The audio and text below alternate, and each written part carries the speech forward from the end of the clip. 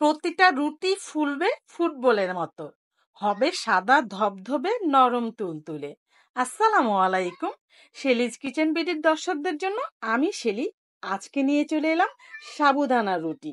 সাবুদানা তো অনেকভাবে খেয়েছেন, কিন্তু কখনো রুটি পরোটা বানিয়ে খেয়েছেন? আজকে আমি আপনাদেরকে রুটি তৈরি করে দেখাবো। রেসিপিটি যদি আপনাদের কাছে ভালো লাগে তাহলে একটু কষ্ট করে ফ্যামিলি ফ্রেন্ডসদের সাথে শেয়ার করে দিবেন।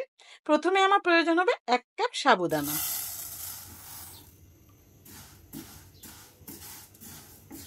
সাবুদানাগুলো এখন আমাকে ভেজে নিতে হবে, তবে খেয়াল রাখবেন পুড়ে ফেলা যাবে না, তাহলে কিন্তু কালারটা নষ্ট হয়ে যাবে। যখন ভাজা হয়ে যাবে ঠান্ডা করে একটি ব্লেন্ডার জারে নিয়ে নেব। এবার আমি এটা গুঁড়া করে নিব। আপনারা চাইলে শিলপাটাতেও গুঁড়া করে নিতে পারেন। এবার সাবুদানা পাউডারটা আমি চেলে নিব। আর এই সাবুদানাটা গুঁড়া করার জন্য কিন্তু খুব ভালো পাওয়ারফুল একটা ব্লেন্ডার লাগবে। এই সাবুদানা কিন্তু নর্মাল ব্লেন্ডারে গুঁড়া হবে না। তৈরি হয়ে গেল আমার সাবুদানার আটা। এই সাবুদানার আটা দিয়ে কিন্তু অনেক কিছু তৈরি করতে পারবেন। আজকে আমি রুটি তৈরি করে দেখাবো। এবার আমি 2টা সেদ্ধ আলু নিয়েছি। আলুগুলো একটু মাঝারি সাইজের নিয়েছি। আলুটা গ্রেটার দিয়ে গ্রেট করে নিব। এইভাবে যদি গ্রেটার দিয়ে গ্রেট করে নেওয়া যায় তাহলে কোনো লাম্পস বা গুটি গুটি থাকে না। আপনাদের সুবিধা মতন আলুগুলো ভালোভাবে ম্যাশ করে নেবেন। খেয়াল রাখতে হবে আলুগুলো খুব ভালোভাবে কিন্তু ম্যাশ করতে হবে, যেহেতু এটা রুটি হবে। অনেকে হয়তো বলতে পারেন আলু ছাড়া কি রুটিগুলো হবে না?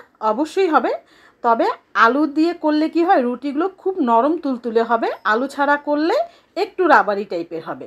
এখন আমি স্বাদ মতো একটু লবণ দিয়ে দিলাম। এবার আলুগুলো আটার সাথে খুব ভালোভাবে আমি মিশিয়ে নিব।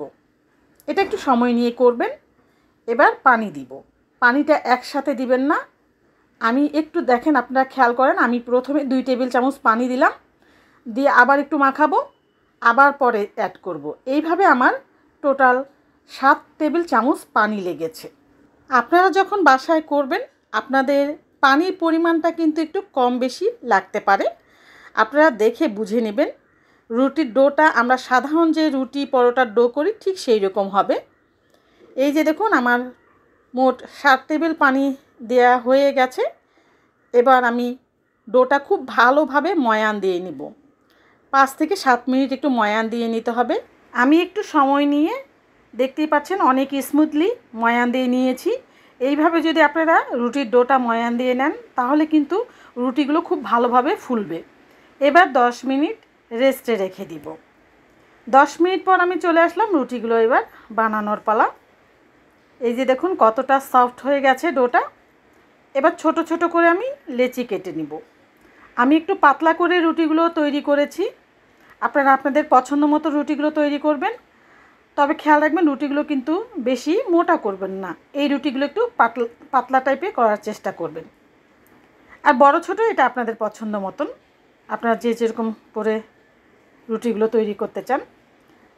আমি এবার কিছুটা ময়দা নিয়েছি। আপনারা আটা, ময়দা, কর্নফ্লাওয়ার ঘরে যা থাকবে সেটা দিয়েই আপনারা রুটিগুলো বেলে নিতে পারবেন। আর যদি বেশি করে সাবুদানার আটা তৈরি করেন সেক্ষেত্রে সাবুদানার আটা দিয়েও রুটিগুলো বেলে নিতে পারবেন। আমার চ্যানেল ও পেজে ফ্রোজেন রুটি পরোটার অনেক রকমের রেসিপি দেওয়া আছে। আমার একটা রুটি বেলা হয়ে গেছে, দেখুন আমি কতটা পাতলা রেখেছি। এইভাবে সবগুলো রুটি আমি বেলে নিব। বেলার পরে কিন্তু রুটিগুলো ঢেকে রাখতে হবে, উপরের অংশ যেন ড্রাই হয়ে না যায়। চুলায় তাওয়া বসিয়ে দিয়েছি, তারপরে আমি তাওয়াটা খুব ভালোভাবে গরম করে নিয়েছি, তারপরে রুটি দিয়েছি। রুটি দিয়ে কিছুক্ষণ অপেক্ষা করতে হবে। যখন দেখবেন বিপরীত সাইডে অনেকটা ভাজা হয়ে গেছে ঠিক সে পর্যায়ে উল্টে দিবেন। এই যে দেখুন, আপনারা হয়তো বা ভিডিওটি দেখে বুঝতে পারছেন, এক সাইড কিন্তু ভাজা হওয়ার পরে উল্টে দিতে হবে, তাহলে রুটিগুলো একদম খুব ভালোভাবে ফুলে উঠবে। আপনাদেরকে কিন্তু নাড়াচাড়াও করতে হবে না, অটোমেটিকলি রুটিগুলো ফুলে উঠবে। আর যদি একটু চেপে চেপে দেন তাহলে তো আরও দ্রুত ফুলে উঠবে। এই রুটিগুলো হতে কিন্তু সময় লাগে না। আমি চুলার আঁচটা মিডিয়ামের থেকে আরও একটু বাড়িয়ে দিয়ে রুটিগুলো সেঁকে নিয়েছি। এই যে দেখুন একটা রুটি আমার সেঁকা হয়ে গেছে। তারপরে যখন রুটিগুলো দিবেন তখন কিন্তু তাওয়াটা অবশ্যই মুছে নিতে হবে, তা না হলে কিন্তু রুটিগুলোর উপরে দাগ লেগে যাবে। যেই শুকনো আটাগুলো আছে সেগুলো পুড়ে যেয়ে কিন্তু রুটির উপরে দাগ লেগে যাবে। এই যে দেখুন, এই রুটিটাও মাশাআল্লাহ কত সুন্দর ফুলেছে। বিশ্বাস করবেন কিনা জানি না, প্রতিটা রুটি ফুলেছে, প্রতিটা রুটি ফুটবলের মতো ফুলেছে। ভিডিওটা অনেক বড় হয়ে যাবে, এই জন্য প্রতিটা রুটি আপনাদেরকে আমি ভেজে দেখাতে পারলাম না। তবে বাসায় যদি আপনারা সেম প্রসেস ফলো করে যদি রুটিগুলো বানান, আপনাদেরও প্রতিটা রুটি ফুটবলের মতো ফুলবে। এই রুটিগুলো কিন্তু গরম গরম খেতে হবে, তাওয়া থেকে নামিয়ে সাথে সাথে খেয়ে ফেলতে হবে। এই রুটিগুলো ঠান্ডা হলে কিন্তু অনেকটা শক্ত হয়ে যায়।